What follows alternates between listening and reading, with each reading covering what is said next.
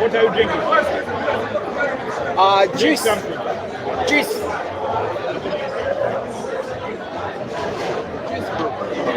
What kind of juice?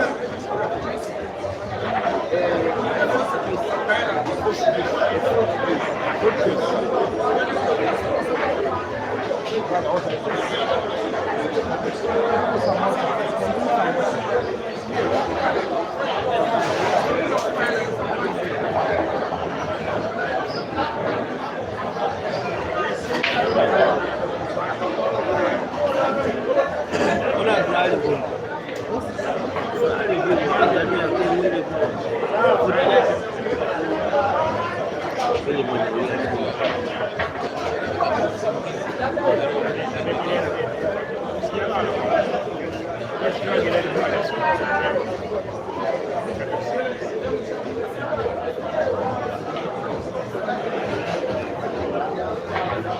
Peter, then we play me and you.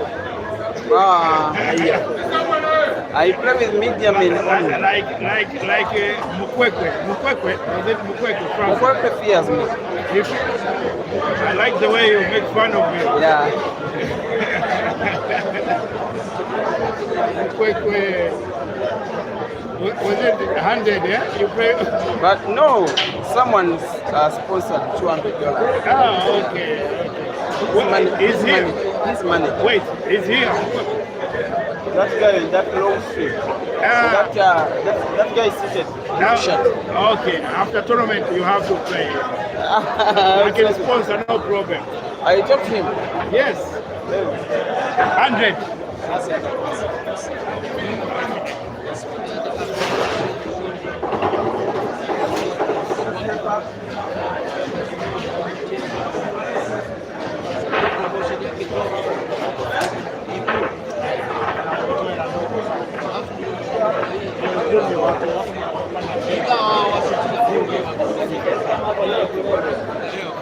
He's going to play.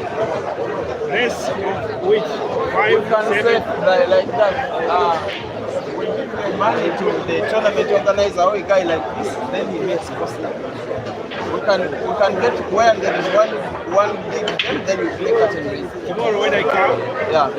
I bring that money, like 100. You guys play. Yeah, it's me and Francis.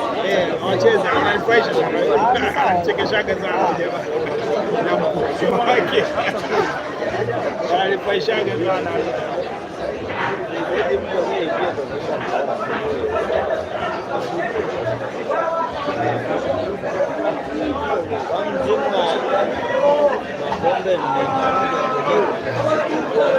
At long last, it's okay. It's okay there. Yeah, that's okay.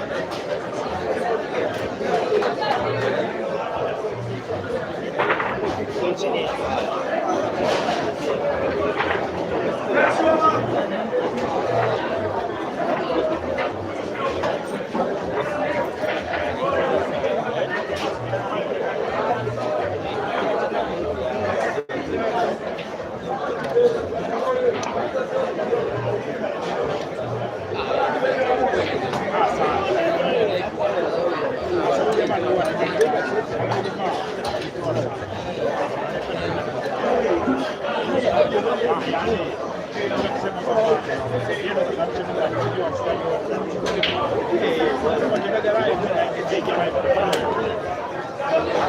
your pen.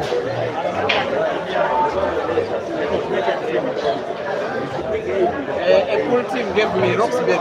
For covering their games. It feels good, eh? Yeah, sure. Even when it's from the heart. Come on, Captain.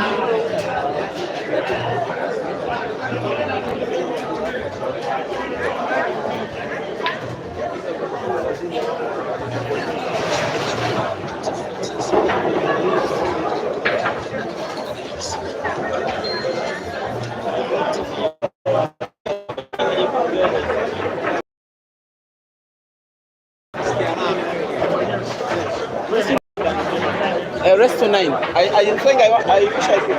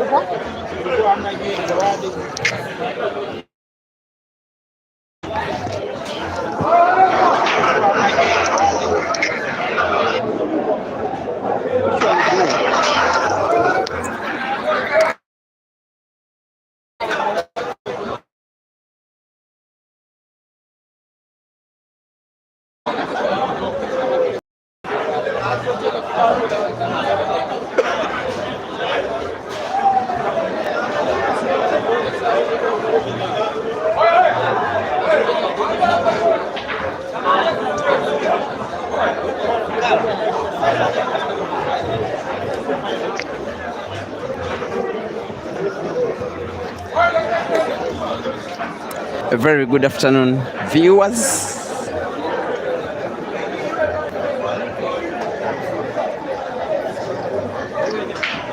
Okay, I'm not drunk.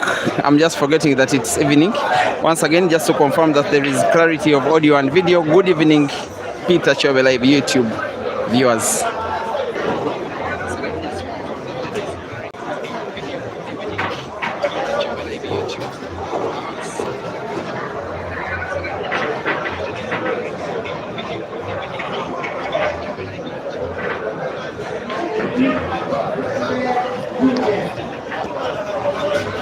Matches are getting tougher, action is getting tighter, competition is getting stiffer, players are getting tougher. Many tears in the arena, also many celebrations. This one could produce another. Two of the finest players from their respective countries, a truly East African derby. Ibrahim Sejjemba, one of the giants of African pool, on a very experienced shooter who has been around, shining in Kenya and around the East African region and beyond on the African continent. Collins Tuwei, nicknamed City. Rogers, leave me alone. The two are racing to 9 for a place in the round of last. Collins Tuwei versus Ibrahim Sejjemba. The players are having a scoreboard on top of screen. Representative of Collins Tuwei are the scores on the left in red with the black, red and green. Scores in green on the right with the black, yellow and red flag of Uganda with the name of his country. 3 frames have been played so far, and yes, the Ugandan in Ibra, who definitely in some way starts this match as the tournament favorites, against Collins Tuwei. I did start this stream with buffering network. Should it get somehow faulty, kindly do not hesitate to inform me in the comments section.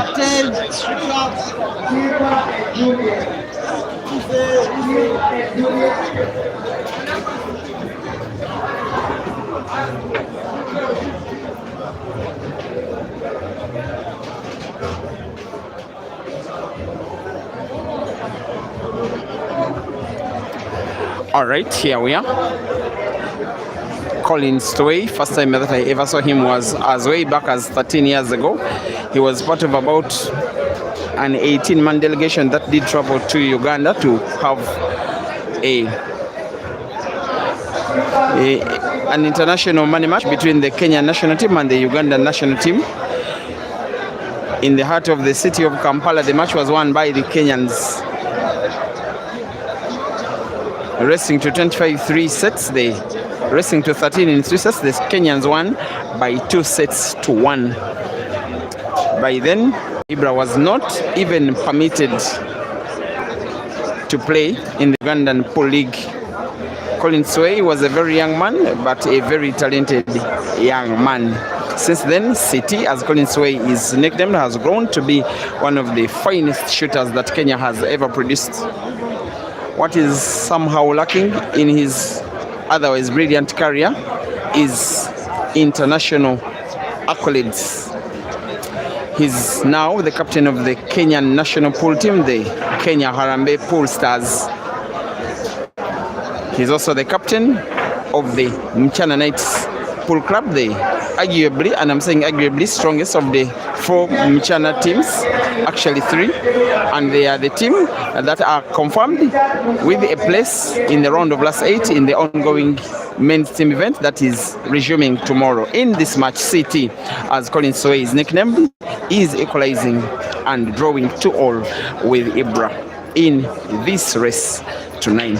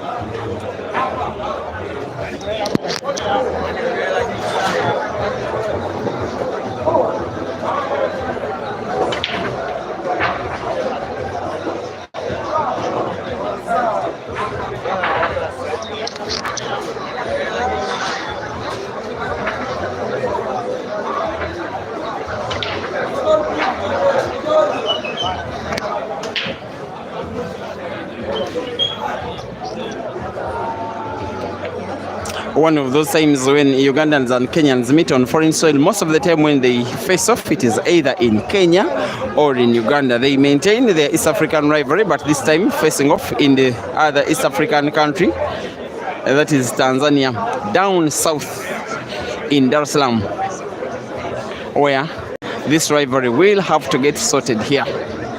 Tuwei, I really do respect him as a very talented shooter. However, players of Ibra's stature, he very seldom beats them.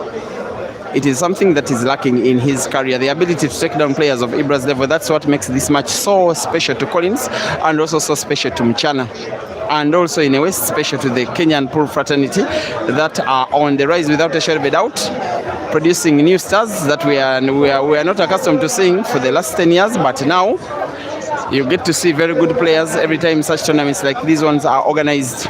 Tuwei, one of the more experienced of their senior stars, is here to inspire a new generation of other Kenyan players. Evan Kiprotich, Brian Kikwai, Edwin Kikwai, I call him Edu, is not very new, but yes, are kind of upcoming amongst the crop of very good players. Brian Kiptalam, amongst others. The old lion. Tuwei on target, backspin, off 3 cushions. Very good white ball manipulation. That one is without a shadow of a doubt the best shot in this match so far. The best of Tuwei, the best of Kenya. Captain for club, captain for country.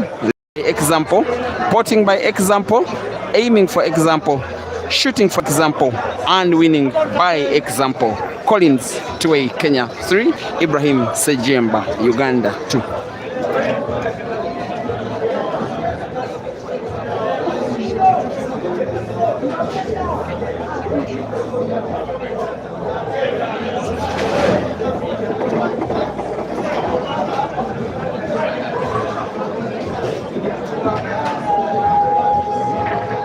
Too much. Very good one. Oh, thank you. When you play something, you do something.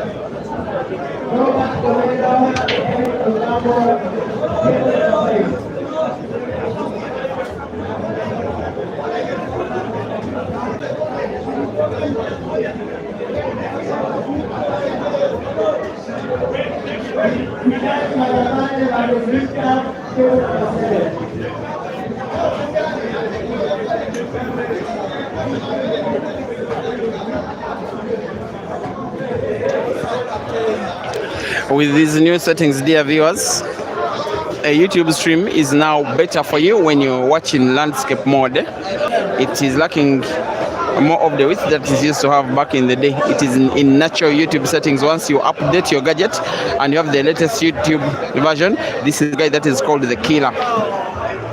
He's well adored Ibra in Kenya, having very good history in the country. I do remember him making a tour of Kenya, Ibra, in the year that was 2022, playing against the best of Kenyan players, head starting some of them, handicapping the others, and beating them all.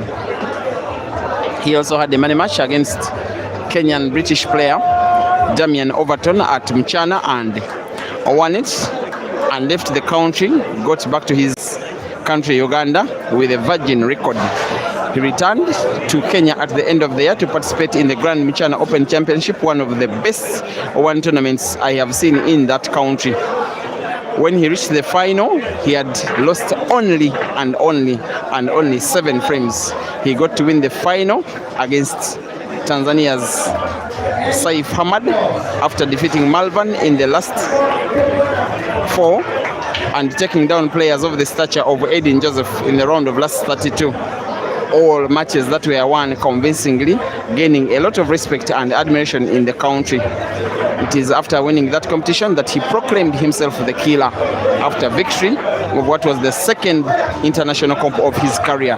But the way Colin Tuwei is shooting at the start of this match is reminiscent of a player that is here to mean business, to make a statement, to try and end the domination of Kenyan competitors by their fellow international counterparts, the Ugandans, and yet CT, as Colin Tuwei's name is abbreviated, gets to miss black and grants Ibra a chance to play at a time when I thought that maybe Ibra's chance to try and win frame number 6 had come and gone. Ibra does play snooker, denying sight of the black from Colin, who you would fancy to find the black off the cushion. I want to believe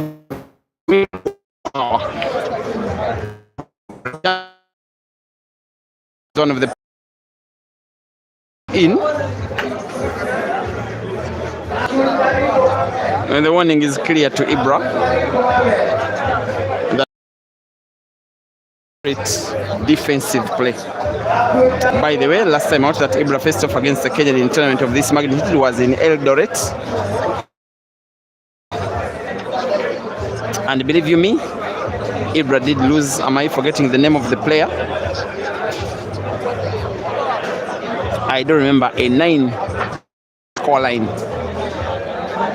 And the city will want to emulate exactly that, because it is as well first round of another international tournament in another East pose. He does play attacking pool, but at a little bit, he takes a little bit more seconds in between his shots than a player like Colin.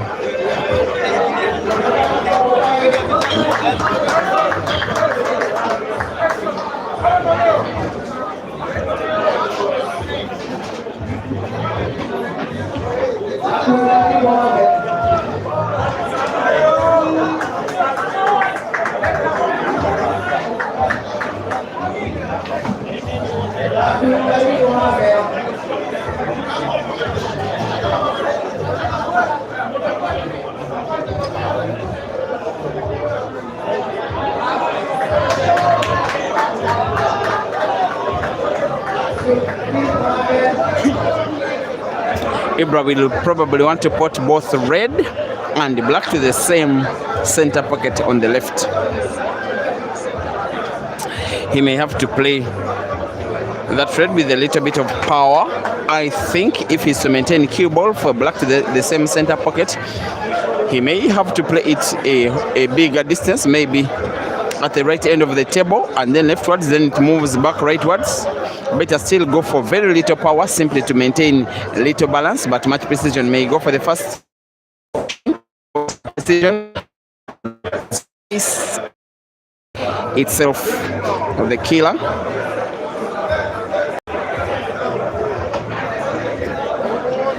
Versus the black and equalizes. It is Ibra 3 and Collins 3.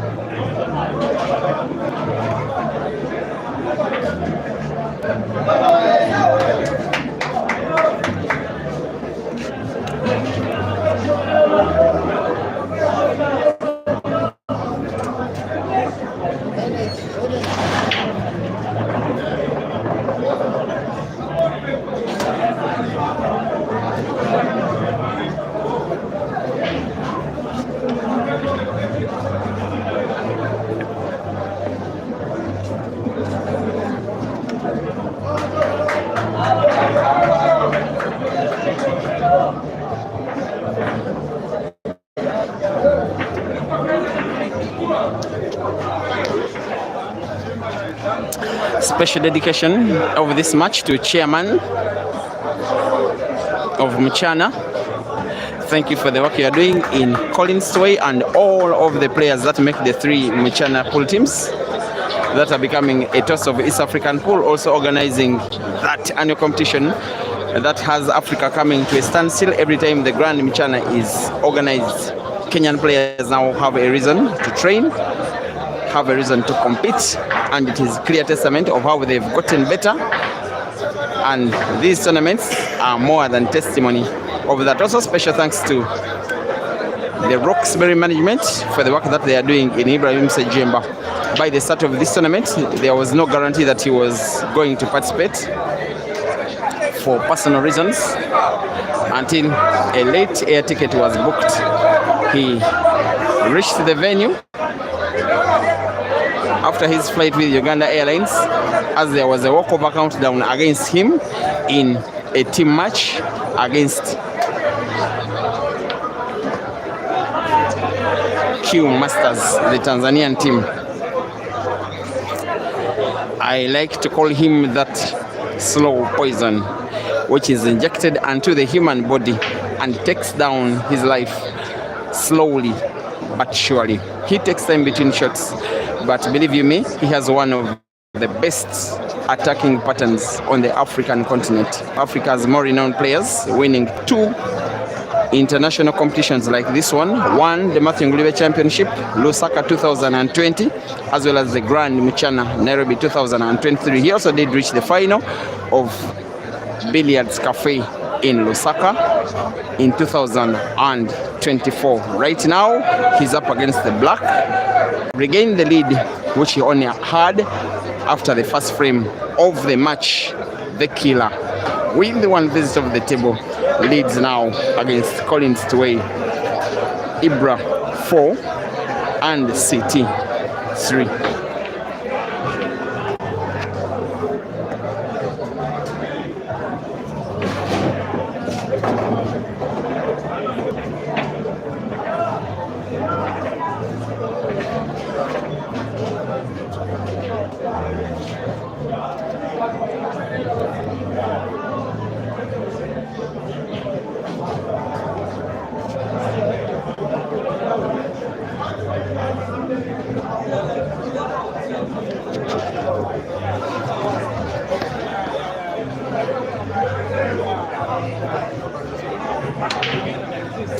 Mike Chisenga, thank you for watching from Remy Kunta. Toka Ashton Ventures, Alex wants City to make it all right. Alex Mojuni asked how Hazo is faring against Sula. That match ended way back. It was won by Sula is out. Sunday Mini, thank you for watching. I thought you were coming to this venue, but I think the news that I have just given you will not be making you very, very happy.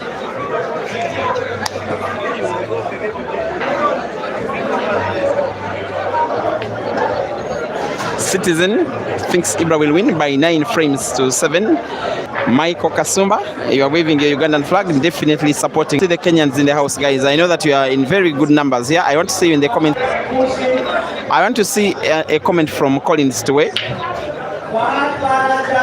because I know that you are surely watching and rooting for your friend, club and international teammate Collins, who now is on the verge of probably equalizing again in this match. I like how competitive this match is, and I am saying with certainty that Kenyan pool is closing in slowly but steadily on Ugandan pool, most especially in terms of quality of talent. In terms of the competition is about too high for other African countries. You just can't give out $11,600 for the winner in the same competition where there are about 40 players that have won cash. That's exactly what happened at Timbuk. So, and I know that Chairman at Mchana will want to respond to what Oscar Sudi did, but the better response right now is being done by City, aiming for Black to the corner pocket, bottom left, for him to respond to Apple with the Apple. Black is sunk. City 4, Ibra 4. It is now a race to 5.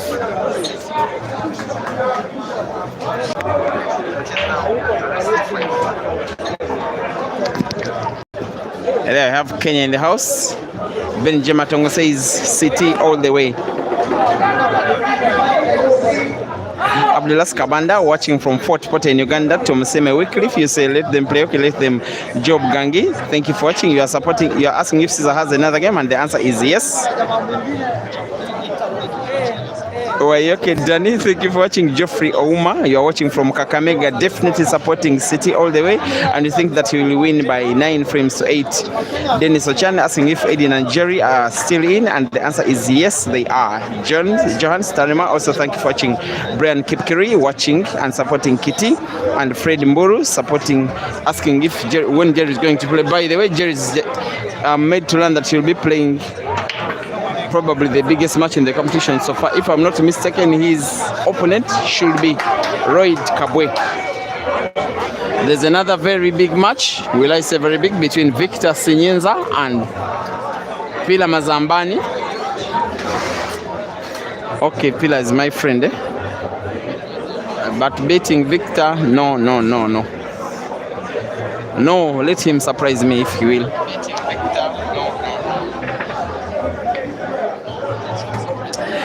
Jude Lupot, you're asking who the biggest shocks are.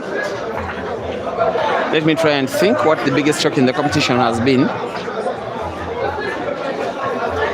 I think the first round elimination of Eshka. With all due respect to Sula Matovi, he's a legendary player in Ugandan pool, but for Eshka being the latest big African champion, losing in the first round of the following comp is some kind of shock, most especially how convincing Sula Matovi did defeat him in the first round earlier this morning. Ladies category, matches are all going according to the form book. The Ugandan international Zaimat almost got shocked by Kenya's Penina Rose PR. A match that since then got to be won by Zaimat, but she won it only. Will soon be starting another stream between Jerry and Royd. So I'll be going off commentary to see if I can start another stream. If not, then we shall come back here safe. Hey bro, kuna kazi inaendelea.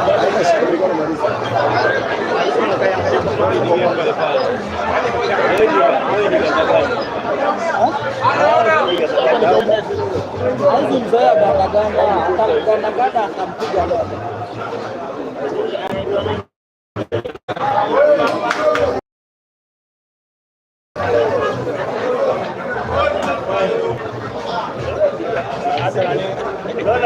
Labda aliamua kwamba yeye anajua ile ndio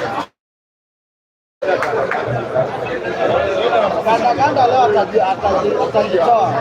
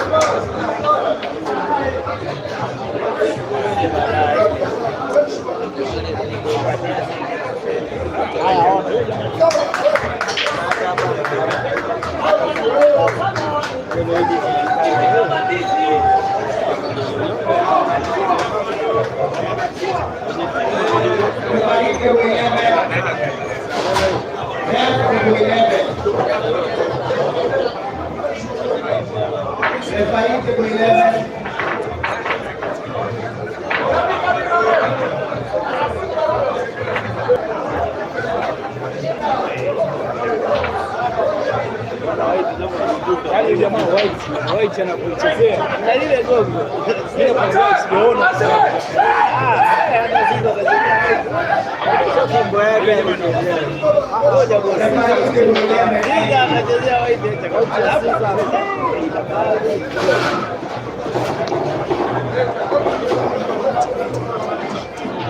kosa mtu ambaye anaanza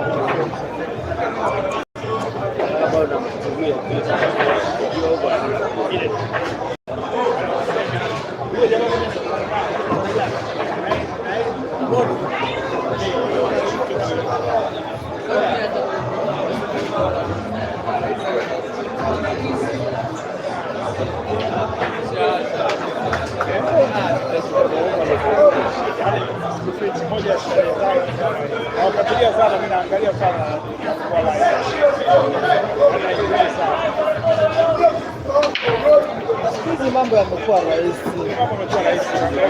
Wakati mimi nilikuwa nakuwa mkubwa, sikuona game ya pool hata kwa online, ulikuwa uone.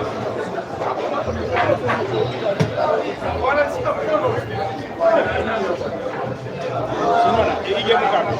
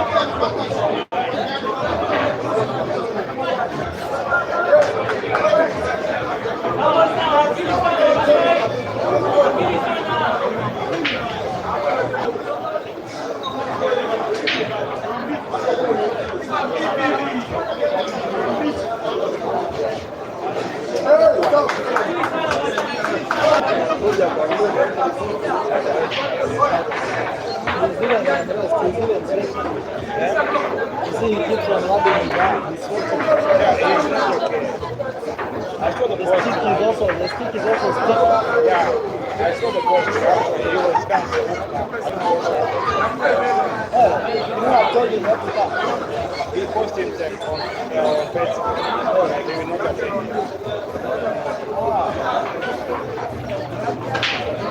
Maybe he had some confidence violation.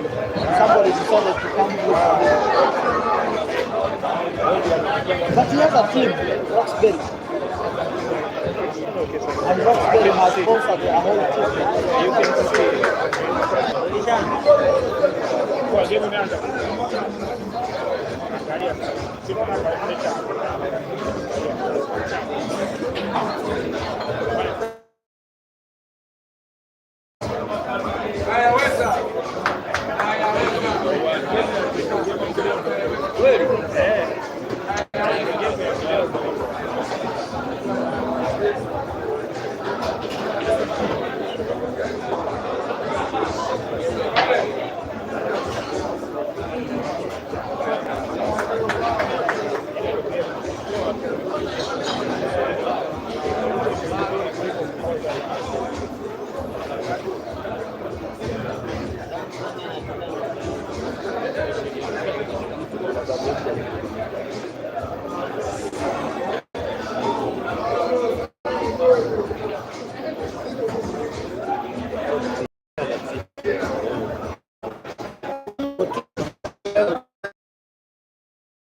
Huo mwili wenyewe. Green machine.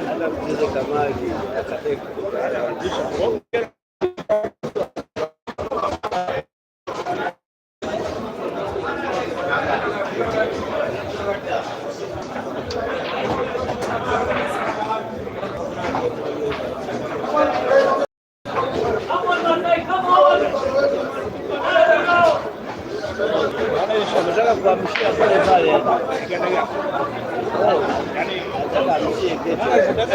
Yani ile chini ndio vipi kushtua. Sio unapigia chini pembeni. Anapima hiyo ball.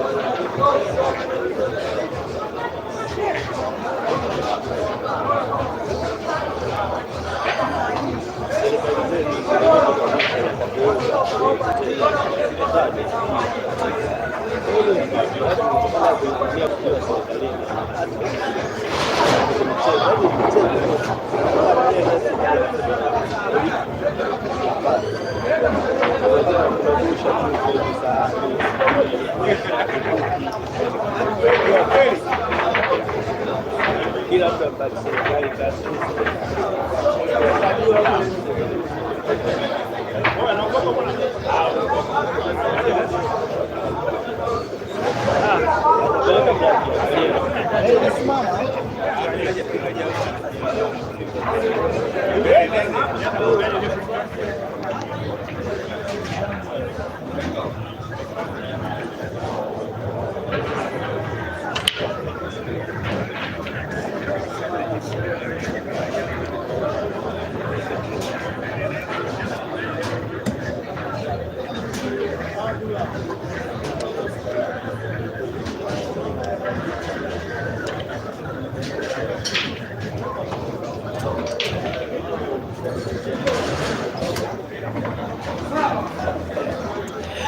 Yes, in the meantime, I had to start another stream because I know there are lots of South Africans and Zambians who want to witness the action between Royd Kabwe and Jeremiah Naido. Another top-class African match. That one is now live on Break and Finish Live Facebook. Here, the Ugandan killer, Ibrahim Sejjemba, now leads after 10 frames played, more than half of the match done, by 6 frames to 4 against Collins Tuwei, nicknamed CT, also nicknamed Tuwei as in number 2, and the word way as in W-I-W-A-Y. And the Ugandan jinx against Kenyan players may continue here unless Royd does something about this pending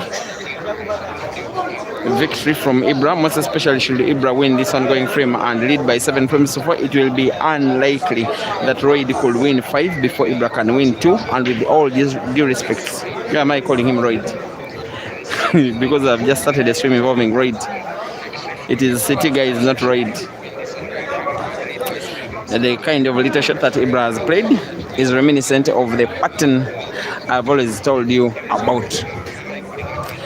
You will look at these 5 raids and he will want those very little movements of the cue ball. You can see how the cue ball has, I will use the word kicked, Collins White away, Collins 0 away, placing it dead against the cushion. Ibra leaving his raid in space and now leaving the frame very open and very likely that he's finishing it. It is tough, done most of the time only by top class players.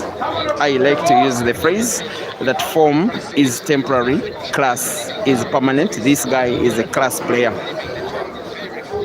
In terms of big comps, continental comps 1, it is Aiden, Jerry, Caesar. I think it is those 3 who are ahead of him. He's on 2 victories of comps like this and 1 as a losing finalist.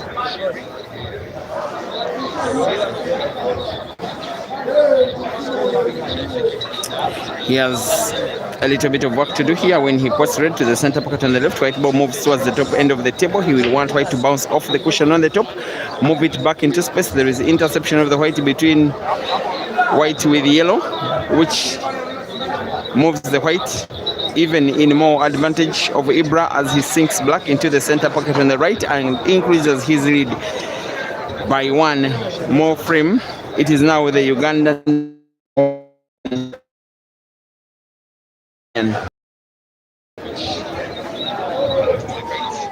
Waguma Sinan is asking if Caesar was eliminated, and the answer is no. Caesar did play his, I think I've streamed 2 matches involving him. Yes, I have, and he has won them both and is in the, some of them in a 256 player chat. Some of them did qualify into the round of last 120. Some had to play, and I wasn't very observant on Kisco. That's why I'm not so certain which player is.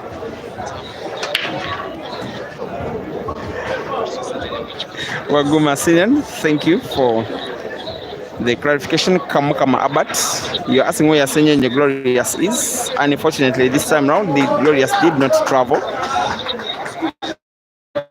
I'm certain that next time he will. I'm also certain he's watching this action all the way from Masaka.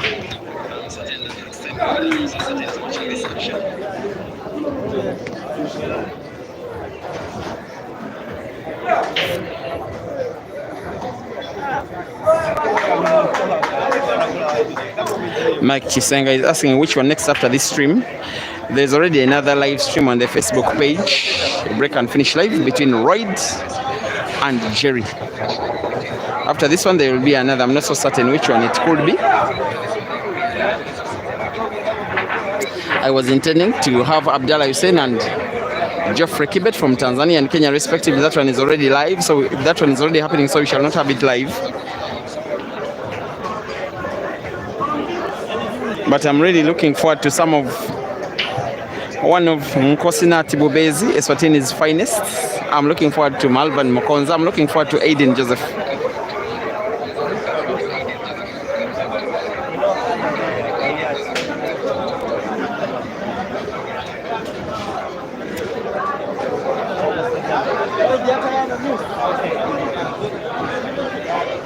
Also looking forward to Caesar's last match of the day. The on-form Ugandan Ian Kaziwe is probably playing the better pool of all the Ugandan players in this competition so far. Believe you me, he made very, very light work of one of Tanzania's best players, Innocent Sami.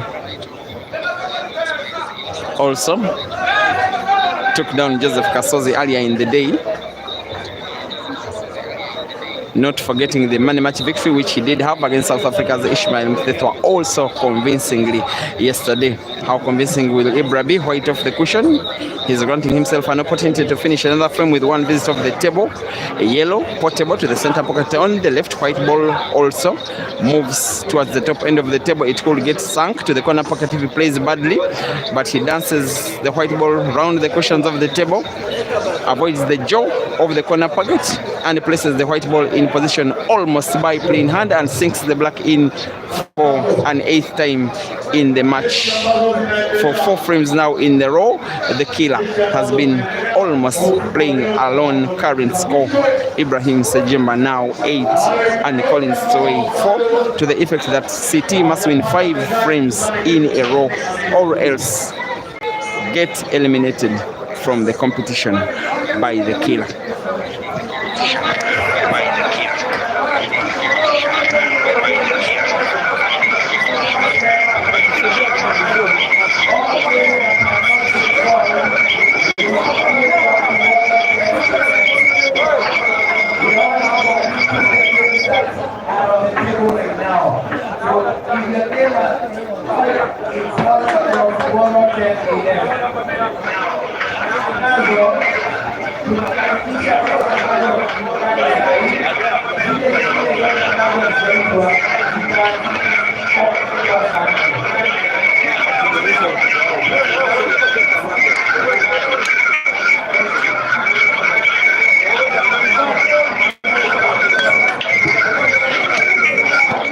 And those who are asking for Raid's game on YouTube, go to the YouTube channel of the other guy whom I beat in the last money match, Francis Mkweke Pixels Photography YouTube channel. That match is live. By the way, there is yet to have confirmation. One of the big boys in the area is putting on table $100 for me to play with Francis. I am pleading with Francis to accept the money match. I want to take free money again.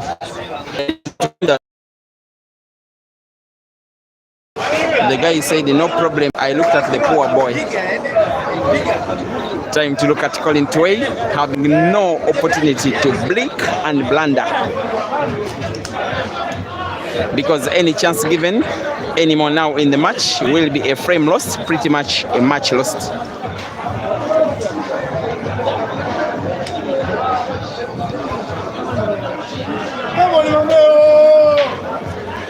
Ibra is snookered. You would fancy finding off the cushion the 2 yellows that are almost frozen against the cushion at the top right end of the table. There goes the white, finding one of them and being played in a position where probably City will be happy to have it anyways.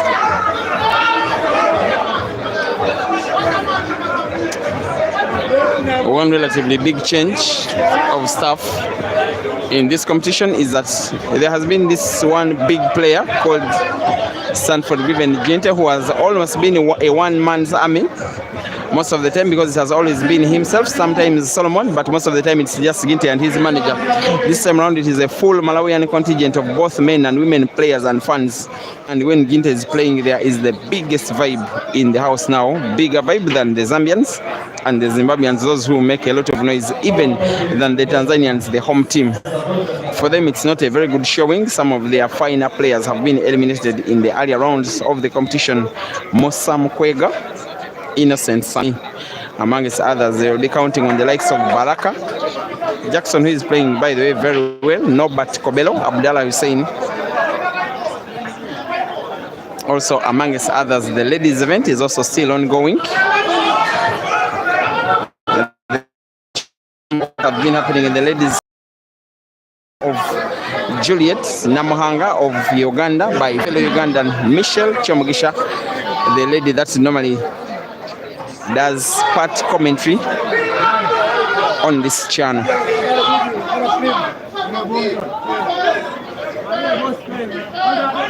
Nathan Mukesha also asking about Ginte results. He won his match. I think he qualified for the second round by way of walkover, then won against his opponent from Zambia. He is called Mokoha by 9 frames to 1.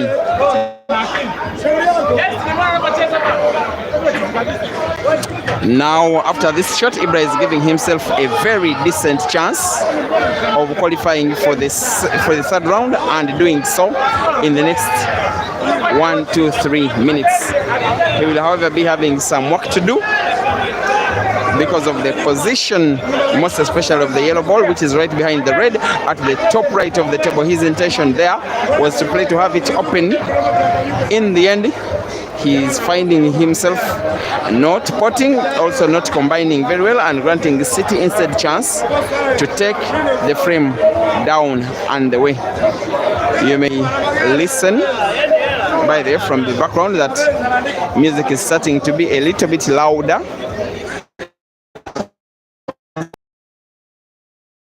The song and the artist, that is where it gets dangerous to have loud music on social media. If the DJ continues like that, I will have to mute the rest of this video with a kind apology to you.